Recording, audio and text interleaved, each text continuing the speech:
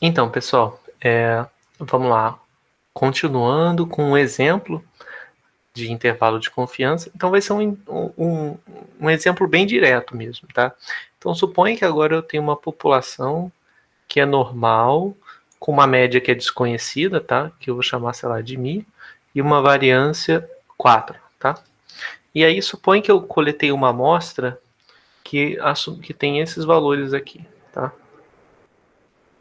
Claramente é um exemplo didático, porque você vai mostrar de uma normal, nunca vai sair só valores inteiros, né? Nunca vai sair nenhum valor inteiro, na verdade, isso tem probabilidade zero de acontecer, mas tudo bem, é só para a gente poder fazer nossas contas aqui, tá bom? Então, ó, o que eu tenho que fazer? Como é que é o meu intervalo? Bom, meu intervalo é obtido dessa maneira aqui, tá bom?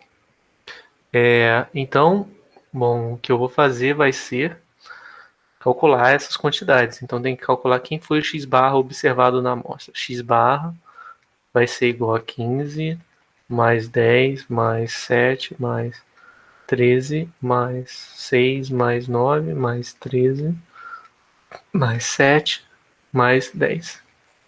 Dividido por 1, 2, 3, 4, 5, 6, 7, 8, 9. Dividido por 9. Bom? E eu sei que o meu x barra vai ter... Não, eu sei que x...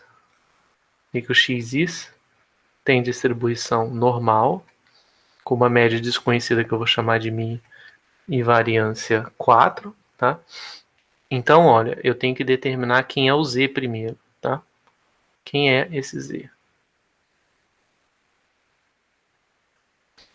Aí, o que eu vou fazer? Bom, o Z, como é que eu obtive ele? Eu peguei lá do quantio da normal de tal forma que vale isso.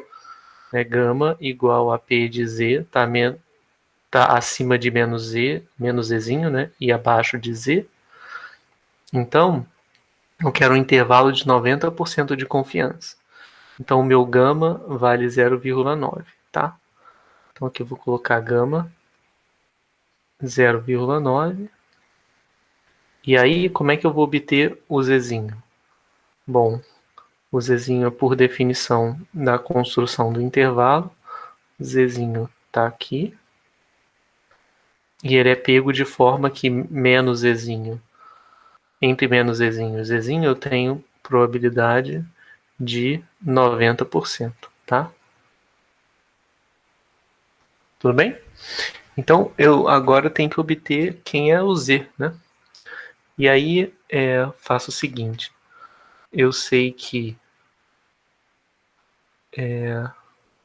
será que eu posso fazer direto com P-nome de Z menos P-nome de menos Z?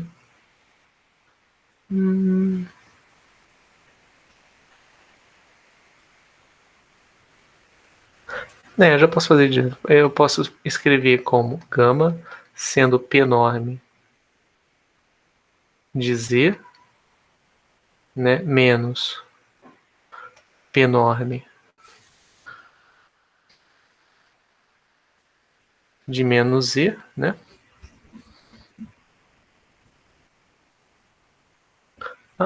Não, eu acho que eu posso fazer de um jeito até mais rápido. Vamos fazer assim. O que vocês acham de fazer assim? Aqui, vamos fazer desse jeito. Então, essa parte aqui, ela vai ter probabilidade 0,45, tá? Acho que assim é melhor. Então, ó, o Z... Então, eu tenho que o Z vai ser... Ups, caraca, escrevi grandão. O Z vai ser o Q enorme de 0,95, concordo? Por quê? Porque como essa área daqui até o zero tem probabilidade 0,45, então toda ela daqui para trás vai ter probabilidade 0,45 mais meio, que é essa parte aqui toda tem probabilidade 0,5. Então eu vou ter que achar o que enorme de 0,95. Aí eu venho aqui no R, venho que enorme 0,95, tá? Então deu 1 0,6448. Tá? Bom, então tranquilo. Agora é fácil, né? É só substituir naquela fórmula, nessa fórmula do intervalo. O IC de gama vai ser x barra, que é esse valor.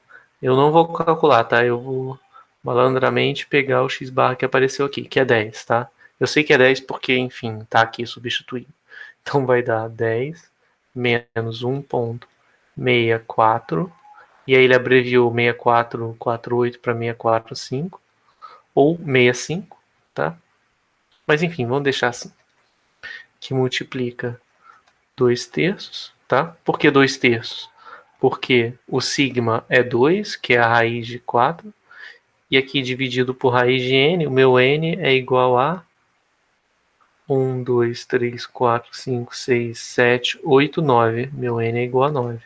Então aqui eu divido por 3. Então esse é o meu intervalo, 10 mais 1,645 vezes 2 terços, tá bom? Calculando os valores numéricos, né, o meu intervalo vai ficar 8,9, 11,1. Eu gosto de colocar ponto ao invés de botar vírgula, porque, enfim, aí não acontece essa confusão aqui. Aqui é um ponto e vírgula, né? Mas é muito estranho você ler um intervalo assim, um monte de vírgula, é esquisito. Então eu prefiro botar ponto. Mas tudo bem, questão de gosto. Tá? Então, beleza. Intervalo de confiança é muito tranquilo. Eu gosto de, ao invés de decorar essa fórmula, eu gosto de entender qual é o procedimento. Então, toda vez que eu faço intervalo de confiança, até hoje eu nunca sei essa fórmula aqui. Eu só faço assim, eu faço a dedução dela desde o início. Porque, na verdade, só o que eu preciso fazer é essa parte aqui e acabou, entendeu? Então, eu só preciso saber que esse cara tem distribuição normal 0,1 e aí acabou, só isso. Eu vou passar a fazer isso nos outros exemplos, tá? Só para exemplificar, né? Para ficar bem entendido, compreendido isso aí. Então vamos lá, vamos olhar aqui o segundo caso. O nosso segundo caso agora sim, é um caso mais realista. Então agora a gente tem x, uma distribuição normal, né? Nossas amostras vêm todas da normal. Vem de uma normal, no caso, com média μ, variância σ2, mas aqui eu estou reconhecendo que o σ2 é desconhecido, tá? Então, como é que eu faço? Antes eu tinha o valor de σ2, agora eu não tenho, né? E aí, qual o problema de não ter? Antes eu estava considerando essa quantidade aqui, tá? Só que qual o problema disso? O problema disso é que me gerou um intervalo que depende do sigma. Não pode ser, não posso ter alguma coisa, não posso ter algo assim. Aí eu pensaria o seguinte, né? Tá, eu não tenho sigma, mas e se eu trocar, né? Eu sei que isso aqui. E aí, bom, o ponto de partida foi ver que isso tem distribuição normal 0,1, tá? Eu precisei disso na hora de calcular, na hora de obter quem é o z, tá? Porque se esse cara tem uma distribuição desconhecida, eu não consigo ir lá eu não consigo usar o R, que é tipo Q enorme, né, para achar quem é o valor de Z. Se ele tiver uma distribuição totalmente desconhecida, eu não sei calcular esses quantis, tá? E aí o que acontece? Aqui eu tenho essa distribuição, né? Só que como eu não conheço sigma, e se eu considerasse a seguinte quantidade? Agora, ao invés de sigma, eu vou colocar S, tá? Isso aqui tem que distribuição? Eu não sei. Aqui só para fixar, né, o S, vou definir o S2. O S2 é 1 sobre N menos 1, que multiplica o somatório, e indo de 1 até N, xi menos x barra ao quadrado, tá? É a minha chamada variância amostral. Bom, se eu for fazer isso, o meu ponto de início eu já não consigo fazer direito, porque eu não sei qual é a distribuição dessa quantidade. Eu não sei que distribuição tem, tá? Aqui eu comecei com a distribuição de x barra menos μ sobre sigma dividido por raiz de n. Esse cara eu sei que tem distribuição normal 0,1. Mas esse cara eu não sei. Bom, e eu não vou ter condição de provar isso aqui para vocês, tá? Porque é muita conta e são umas contas um pouco mais avançadas. Mas se o xis são todos normais Mi sigma 2, tá? I e D. Ou seja, tem que ser independentes, identicamente distribuídos, tá? Então, essa quantidade aqui tem uma distribuição que se chama T de student, tá? E a gente denota assim. Pode ser T student, né? Com um parâmetro igual a n-1. Esse parâmetro é chamado de graus de liberdade, tá? É só o nome do parâmetro. Tá? Ele tem uma interpretaçãozinha, mas a gente não vai falar muito dela aqui não, porque, enfim, ela vai ser mais útil em uns cursos um pouco mais avançados, tá? Mas para a gente é só um parâmetro que caracteriza a distribuição. Então o que acontece? Essa medida, esse cara aqui, tem distribuição T de student. E essa distribuição é tabelada, é igual ao normal padrão, né? Ela é tabelada para cada grau de liberdade, é uma tabela diferente da T, tá? Então, eu consigo calcular esses quantis porque eles são tabelados. Então, e o R também me dá esses quantis, né, da T de student. E aí, como é que acontece, né? Vamos olhar para, vamos ver o que distribuição é essa distribuição T de student, para a gente se guiar um pouquinho, né? Ela apareceu agora, vamos ver qual é o formato que ela tem. Então, a distribuição T de student, ela tem essas propriedades, né? Ela depende de um parâmetro que se chama grau de liberdade, tá? Que aqui, no caso dessa distribuição, é igual a n-1, em que n é o tamanho de amostra. Então, bem como a normal, né, a T de estudante também é simétrica em zero, né, tá aqui o zero. Quando os graus de liberdade tendem a infinito, a distribuição se aproxima da normal padrão. Então, o que acontece?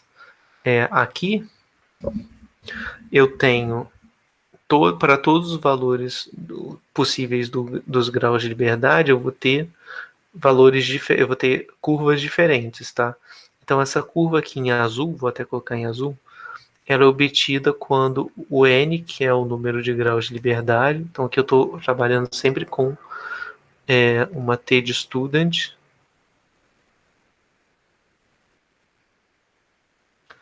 aqui com n graus, tá? Eu vou colocar n para não confundir, eu vou botar vou botar g de grau, tá? De grau de liberdade. Então, essa curva em azul, que é a curva mais gordinha dessas que estão desenhadas, ela é obtida quando g é igual a 1, tá?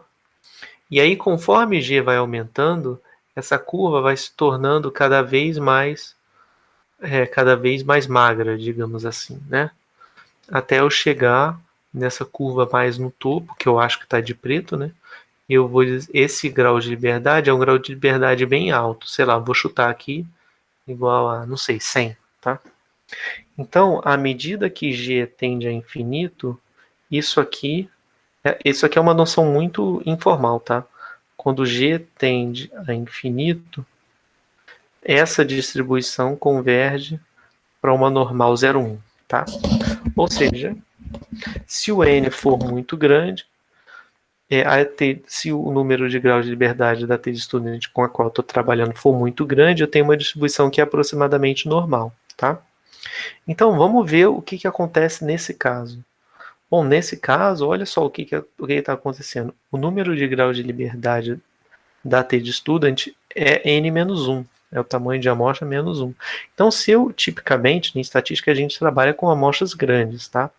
Então, se a minha amostra é grande o suficiente, eu vou ter uma distribuição normal para essa quantidade, tá? Normal 0,1, se o n for grande. Aproximadamente, pelo menos. Então, olha só que legal. Mesmo substituindo sigma por S e colocando uma aleatoriedade extra na minha distribuição, se o n for grande o bastante, eu vou estar bem próximo da normal 0,1, que era a distribuição original, era a distribuição quando eu dividia por sigma, que é só uma constante, tá? E nota que todas as t's que estão anotadas aqui, elas têm a cauda, né, acima da cauda da normal, tá? A cauda da normal vai estar... Tudo bem que esse aqui é o G igual a aproximadamente 100, mas vamos pensar que ele já é exatamente igual ao normal, porque conforme o G vai aumentando, né, ele vai estar mais e mais próximo da normal mesmo. Então, nota que essa curva daqui, ó, ela está por baixo, ou seja, quanto menor os graus de liberdade, né, maiores, mais pesadas são as caudas da T-de-Student, tá? Então isso é bem interessante, por quê? Porque a gente falou aqui, né, que a gente trocou o sigma por S. Fazendo isso, eu estou colocando uma variável aleatória adicional na minha estatística, né? Isso aqui é uma estatística porque depende da amostra. Bom, não exatamente uma estatística porque depende também de um parâmetro, mas vamos chamar isso aqui essa quantidade, né? Então essa quantidade ela tem uma fonte de aleatoriedade extra em comparação com essa. E o que acontece é que essa fonte de aleatoriedade extra ela é responsável por uma distribuição resultante, que é a T-de-Student, que tem as caudas mais pesadas, né? Ou seja, que tem uma variabilidade maior do que a normal, tá? Porque, né, à medida que os meus graus de liberdade são menores e eu estou me distanciando da normal, a T-de-Student ela vai ficando com ela tem uma variabilidade sempre maior que a da normal, né? Então isso é um ponto interessante, só para dizer que como a gente trocou aqui a uma fonte que era constante por uma fonte de aleatoriedade S, isso acabou inflando a variabilidade, né, da minha quantidade aleatória, né? Que agora tem uma fonte de aleatoriedade a mais, então ela virou uma T-de-Student que tem variabilidade maior que a da normal, tá? Mas tudo bem, para efeitos de conta é isso, né? Só o que vai mudar é qual a distribuição que eu vou usar para obter meus intervalos, tudo bem? Então olha só, a gente vai prosseguir da mesma forma. Então eu vou ter um gama, eu vou chamar esse gama da probabilidade de que eu vou chamar isso aqui de t, tá? Vou dizer que t é igual a x barra menos mi dividido por s sobre raiz de n, tá? Isso aqui vai ficar p de menos t menor do que x barra menos mi sobre s dividido por raiz de n, tá? Então, agora o que acontece? Esse t aqui, bom, isso aqui já define o t, né? Porque o gama eu escolhi, então, de novo, aqui eu vou ter os valores de t, e aqui eu vou ter a distribuição T-de-Student, tá? Com n menos 1 grau de liberdade. Então aqui está o valor tzinho, aqui está o valor menos tzinho, que é só tirar isso. Então é isso aqui, gama, né? Aí beleza, eu tenho que achar quem são esses valores, né? Lá na frente eu vou anotar para vocês quem vai ser. Então, o que acontece agora é o mesmo princípio. Eu quero um intervalo que contenha o mi. Então, aqui no meio eu vou deixar o mi. Aí eu faço menos t s sobre raiz de n menor do que x barra menos mi menor do que t s sobre raiz de n. Isso aqui é igual a... Agora eu vou tirar o x barra daqui do meio, porque eu quero que no meio só tenha mi. Então vai ser menos x barra menos t s sobre raiz de n menor menos mi menor do que x barra, não, desculpa, do que menos x barra mais t s sobre raiz de n. E aí para terminar, eu só tenho que multiplicar por menos 1 dos dois lados. Então multiplicando por menos 1 dos dois lados, eu vou ter x barra mais t s sobre raiz de n menor do que... Ops, tem que trocar o sinal, né? Da desigualdade. Ops, então aqui deu maior do que mi, maior do que x barra menos t s sobre raiz de n. E acabou, né? Olha como é que ficou meu intervalo. O intervalo ficou da forma x barra menos S sobre raiz de n t, x barra mais S sobre raiz de n t. Tá bom? E quem é o t? Bom, t satisfaz essa relação, então vou escrever aqui. Então, quem é o t? T vai ser, só para mostrar o gama, né? Então, de novo, né? Como é que eu obtenho o t? Bom, eu sei que aqui nessa parte é gama sobre 2, tá? Então, eu sei que t vai ser... Aí aqui existe uma variável, existe uma função no R que chama QT, tá? QT, que é a mesma coisa que o QNorm, tá? Norm é de normal e T é de T de student. Então vai ser um QT, vou até colocar diferente, que é para não confundir com o T que eu estou botando, que eu estou chamando, que é uma variável aqui, né? Vou colocar assim, QT. Em que ponto, né? Agora aqui, ó, o quantio acumulado à esquerda, ele vai valer gama sobre 2, né, mais 0,5. Ou QT de gama mais 1 sobre 2. Tá? Então, beleza. O meu Tzinho fica sendo quantio da T, gama mais 1 sobre 2. Aí, o que eu vou fazer? Eu vou vir aqui. Ah, isso aqui é importante. Eu vou ter com quantos graus de liberdade? N menos 1. Tá? Então, aqui eu vou obter QT de... vamos supor que o gama é 0,95. Então, eu quero então isso aqui vai ser um intervalo de confiança de 95%. Então, para fazer isso, eu vou obter QT 0,95 e o número de graus de liberdade é igual a 0,95 mais 1, que é 1,95, dividido por 2, tá? Então, o quantio da T deu esse valor aqui, ó. Então, isso deu 6,5953, tá? Então, isso aqui é só para ilustrar. E aí é simples, é só eu substituir o x barra pelo valor que eu observei na amostra, o S pelo valor que eu observei na amostra e o T por esse valorzinho aqui. Se o gama for igual a 0,95, tá bom? Então, né, naturalmente vai depender do gama. Aqui a gente vê no curso, né, em geral, as pessoas gostam de colocar a notação completa, né?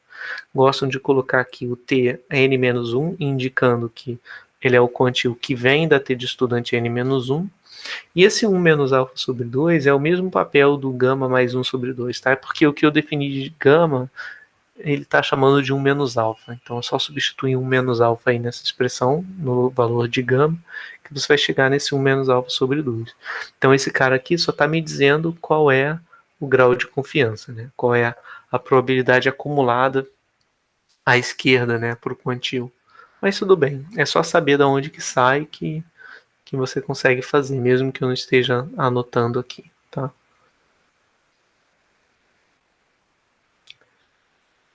Então, aqui eu só tenho...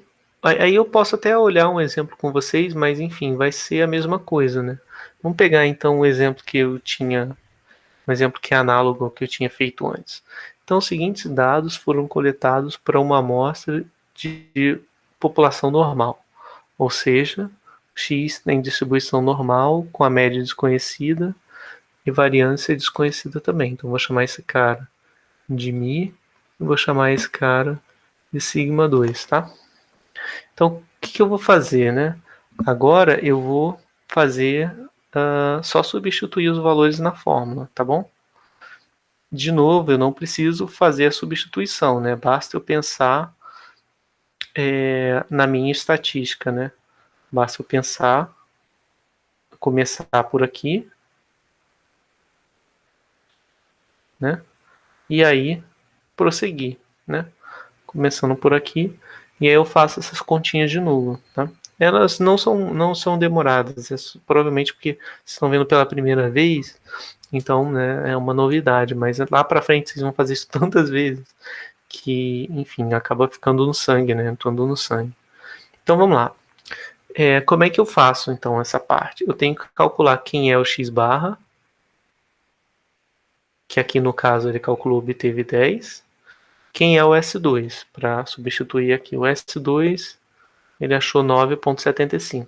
Agora aqui eu não estou substituindo mais nenhum valor conhecido, tá? Eu só estou colocando o valor de S2, tá? Do estimador, que fica sendo 1 sobre n menos 1, somatório xi menos x barra ao quadrado, tá? E é isso. Então, a gente vai usar uma T de student com 8 graus de liberdade. Por quê? Porque eu tenho n igual a 9. Então, a minha T de student tem... eu estou com a T de student com n menos 1 grau de liberdade, que aqui são 8, né? Então, aí o que eu vou fazer? Eu vou ter que... né, eu comecei o meu intervalo de confiança.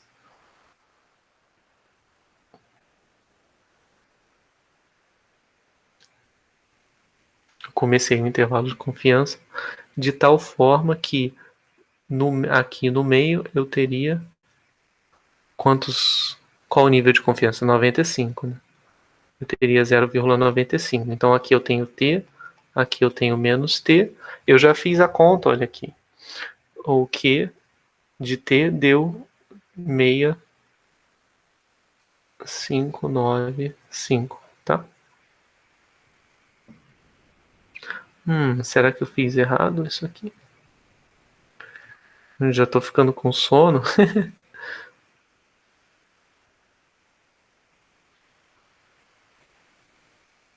hum,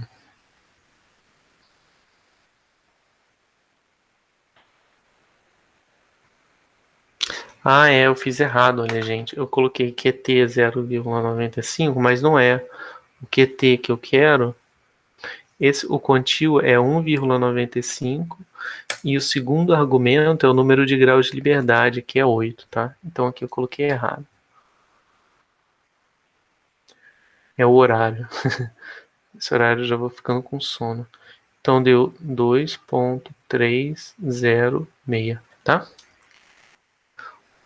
Bom, então beleza, agora tá fazendo mais sentido. Vamos lá trocar esse cara. Aqui deu 2,306, tá? Não sei se ficou claro, é porque o que eu tenho que fazer? Eu tenho que calcular o quantio com essa probabilidade acumulada à esquerda, que apareceu aqui, e o número de graus de liberdade à direita, que foi o 8, tá? Então aqui a gente já tem todos os ingredientes, né, para colocar na fórmula. Então vai ficar um intervalo de confiança com confiança gama, para mim, a gente denota assim, equivale a x barra, que é 10, menos 9,75 dividido por raiz de 9 vezes 2,306 e aqui 10 mais 9,75 dividido pela raiz de 9 vezes 2,306, tá? Bom, então é isso. Aí o intervalo que você vai obter, né, fazendo as contas que já estão feitas aqui no slide, vai dar 7,6,12,4, tá? Tudo bem? Então esse é um dos intervalos, né, que tem probabilidade gama. No caso, o meu gama aqui é 0,95, tá? Então é um intervalo de probabilidade gama de conter mi. Então esse intervalo ele tem probabilidade 0,95 de conter o verdadeiro valor de μ. Tudo bem? Então é isso. É muito parecido com o de antes. Até o intervalo, olha, vamos olhar a fórmula do intervalo. A fórmula deu exatamente igual à fórmula de antes, né? Como é que aqui está no finalzinho. Deixa eu ver se eu consigo mostrar. Aqui, ó, olha como é que está a fórmula. Ela tá a mesma coisa. A única coisa que muda é que o T entra no lugar de Z, tá? Porque esse contínuo é da T de student e esse é da normal. Então esse vem da T de student. N-1 e esse aqui vem da normal 0,1.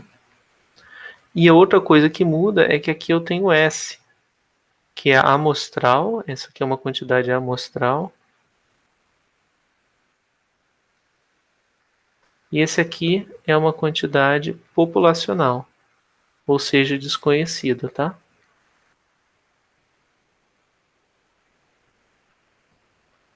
Então essas são as diferenças, mas a forma é a mesma, tá vendo? Até eles entram da mesma forma. X barra menos S dividido por raiz de NT, X barra menos Z sigma sobre raiz de N, tá? Então é isso, pessoal. O que mais eu tenho? Só falar sobre as hipóteses, né, para que isso tenha distribuição T. Isso aqui é interessante, é muito importante. Eu preciso, para poder usar esse raciocínio e esse fato aqui que eu não demonstrei para vocês, porque não tem como fazer isso no curso de Probest, né? A gente precisaria ter uns conceitos mais avançados de jacobiano e coisas assim, e a gente não consegue trabalhar nesse momento. Então, isso é um voto de confiança. Então, eu vou só escrever esse resultado com toda a calma, tá? Então, o que o resultado me diz? Que se eu tenho x1 até xn i e d, ou seja, independentes, identicamente distribuídos, com xi normal μ, sigma 2, então eu tenho x barra menos μ dividido por S sobre raiz de sigma, tem distribuição T com n-1 graus de liberdade. Tá? Então, isso aqui é crucial. São duas hipóteses. I e D, que na verdade se resume aqui a independência, né? Não é a mesma coisa, quer dizer, I e D quer dizer independente e todos com a mesma distribuição, tá? Mas aqui eu vou focar na parte do independente, porque aqui no que está na direita, ele já está supondo sempre a mesma distribuição. Então, essa é uma hipótese importante, que é a de independência, e a segunda hipótese importante é de normalidade. Eu só posso usar esse resultado se os x1, os xi's, forem todos independentes, todos normais e todos com a mesma média, a mesma variância, tá bom? Então, isso é muito importante, tá? É só para frisar esse ponto, tá? Então, vamos ver. Olha só que interessante. Bom, enfim, é a mesma coisa que está dito nos slides, né? A variável t, que eu definia como x barra menos μ sobre S dividido por raiz de n, tem uma distribuição que não depende nem de μ nem de sigma 2, né? Depende apenas de um parâmetro conhecido, que é o n-1, tá? Que é o número de graus de liberdade da T de student, tá?